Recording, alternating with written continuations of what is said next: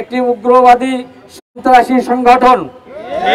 2 বাংলাদেশে মন্দির নির্মাণ ও হিন্দুত্ববাদ প্রতিষ্ঠার নামে ইসলাম ও মুসলমানদের বিরুদ্ধে সকল সময় ষড়যন্ত্রে এরা লিপ্ত থাকে।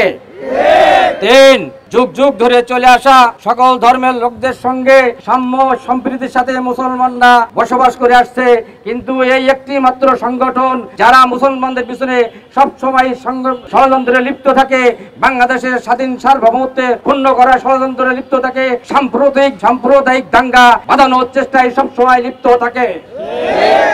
4 সরল সোজা মুসলিম তরুণীদেরকে হিন্দু সম্প্রদায়ের যুবকদের দ্বারা এই সরল সোজা বাঙালি মুসলিম তরুণীদেরকে প্রেমের ফাঁদে ফুসলিয়ে তাদেরকে শারীরিক নির্যাতন করতে বাধ্য করা হয় এবং সেটাকে ক্যামেরা বন্দী করে মিডিয়ার মাধ্যমে প্রকাশ করে মুসলমানদেরকে হেয় করার চেষ্টা করা হচ্ছে। ব্রাহ্মণ্যবাদী এজেন্ডা বাস্তবায়ন করতে এদেশকে অস্থিতিশীল করতে চাই। এদের কর্মকাণ্ড এদেশের স্বাধীনতা, সার্বভৌমত্ব এবং ধর্মীয় সম্প্রীতির জন্য মারাত্মক হুমকি স্বরূপ।